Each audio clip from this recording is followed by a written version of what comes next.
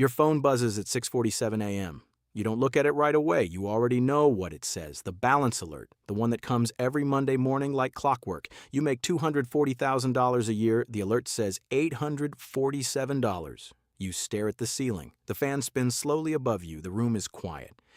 Outside, the city is already moving. Somewhere down the street, a car door slams. Someone is already going somewhere, already doing something, already ahead. You lie there for another minute, then you sit up. Your feet hit the floor and you look around the room. The furniture is nice. You picked it out 2 years ago when you got the promotion. The TV on the wall is large. The closet behind you is full of clothes that cost more than your first paycheck. Everything in this room looks like success. But the number on your phone says $847. You get up. You walk to the kitchen, you make coffee, you stand at the counter and you open your banking app and you stare at it, $847, checking account. You scroll down, savings account, $0. You closed it 6 months ago to cover a gap you told yourself was temporary. You have a credit card balance of $34,000. You have a car payment of $1,100 a month. You have rent of $4,200 a month. You have subscriptions you forgot about. Insurance payments, a gym membership you haven't used since March, a storage unit full of things you bought and forgot you owned. You make $240,000 a year. You have $847 in your account on a Monday morning, and payday is Friday. You shower, you get dressed, you put on the watch, the one that cost $4,800 and that you bought because you told yourself you deserved it, because you had worked hard, because people who make what you make own watches like this. You look in the mirror. You look successful. You are, aren't you? You drive to work. The car's 3 years old and still beautiful. Leather seats, quiet engine.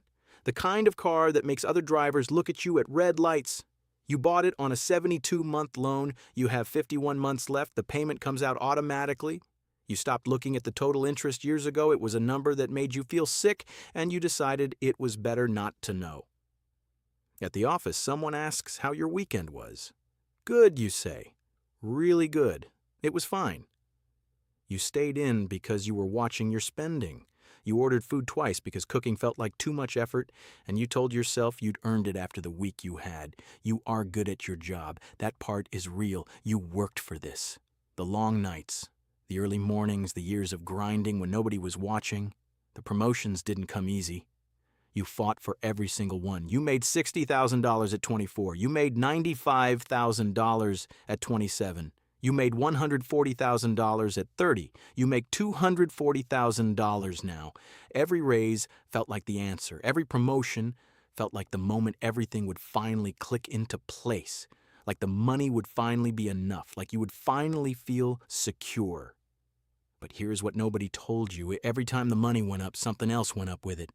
At $60,000, you drove a used Honda. You split rent with a roommate. You cooked most nights. You had $3,000 in savings, and it felt like a fortune. At $95,000, you got your own apartment. A nicer one, in a nicer neighborhood, because you could. Because you had worked for it, because it felt wrong to still live like you were making $60,000.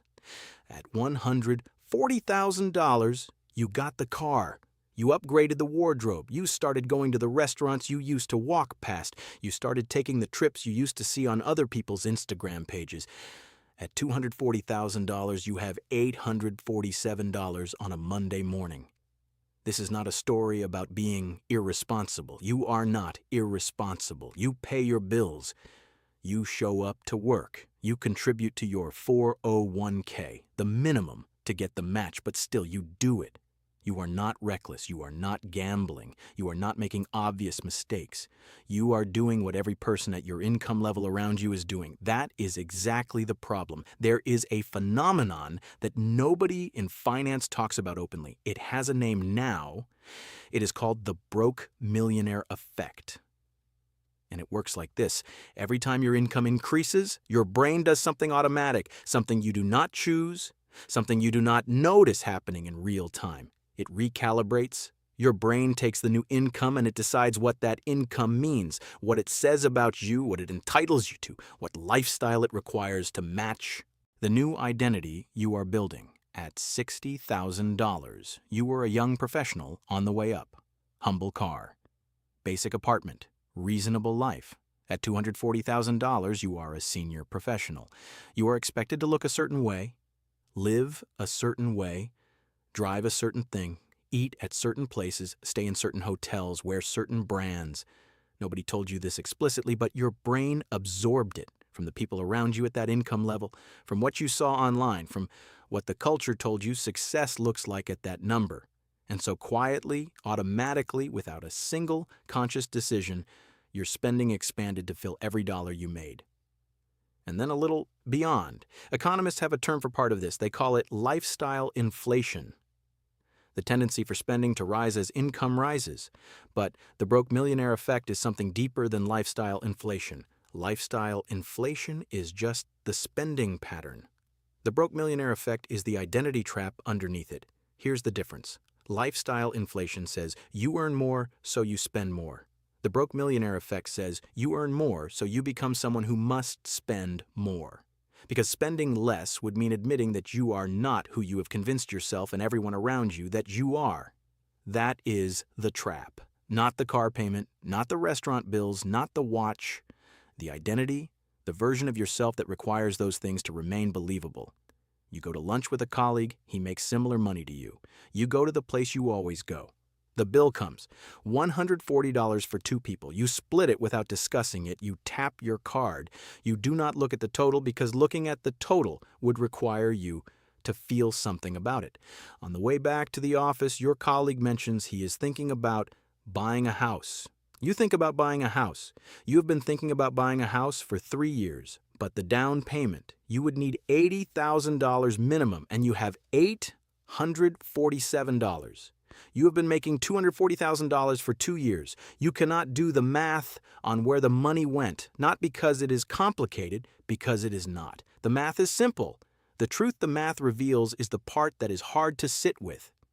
You go home that evening, you open a spreadsheet, you do this sometimes when the anxiety gets loud enough, when the number in the account dips low enough that ignoring it becomes harder than facing it.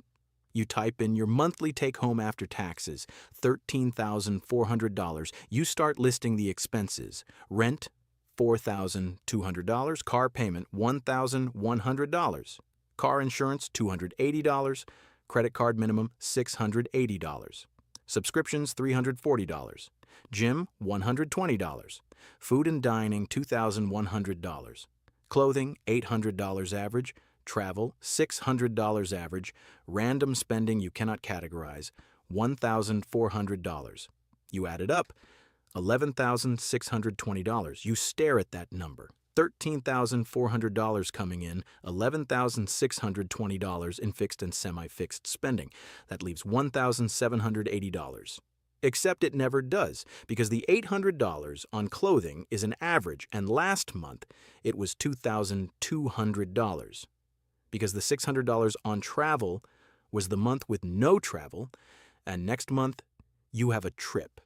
Because the random spending is always more than $1,400 when you actually track it.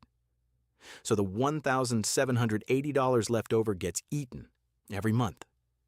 And you wonder where it went, and then you close the spreadsheet. Because looking at it is not the same as changing it. And changing it means changing something about who you believe you are. This is the cruelest part of the broke millionaire effect. It is not that people do not know they are in it. Most people at your income level feel it. The quiet anxiety, the low-grade stress, the way the account balance never seems to match what the salary should produce, the vague awareness that something is wrong without the ability to name exactly what. But knowing you are in a trap and being able to leave the trap are two completely different things. Because the trap is not made of spending habits. The trap is made of identity. To stop spending like a $240,000 earner means confronting the possibility that you have been performing a version of success rather than building it. That the watch and the car and the apartment were costumes. That the life you have been presenting to the world has been mostly borrowed on credit. That is a terrifying thing to sit with. So most people do not sit with it. They close the spreadsheet, they go to bed, and on Friday the paycheck hits, and by Monday the account says $847 again. But here is what the trap does not tell you. Here is the part that is on the other side of the identity shift. The people who escape the broke millionaire effect do not escape it by earning more. That is the instinct. Make more money and the problem solves itself. But you already know that is not true. You have seen it in your own life. Every raise produced the same result. More money in, more life to match it. Same empty account on Monday morning. The people who escape it do one thing differently. They separate identity from spending. They make a decision, a conscious, uncomfortable, deliberate decision, that who they are is not determined by what their life looks like from the outside. That the watch does not make them successful, that the car does not make them powerful, that the apartment does not make them worthy. And then they build from that decision, not by living like they make $60,000 again, but by deciding intentionally what their $240,000 should build, not fund, build. The down payment, the investment account, the safety net that means $847 on a Monday morning is a choice, not a crisis. You make $240,000 a year. That money can build something real, or it can fund a performance. Right now, it is funding the performance, and the performance is very convincing. But you are the only one who knows what the account says on Monday morning. And now, you know what to call it. This is the Broke Millionaire Effect, and knowing its name is the first step out of it.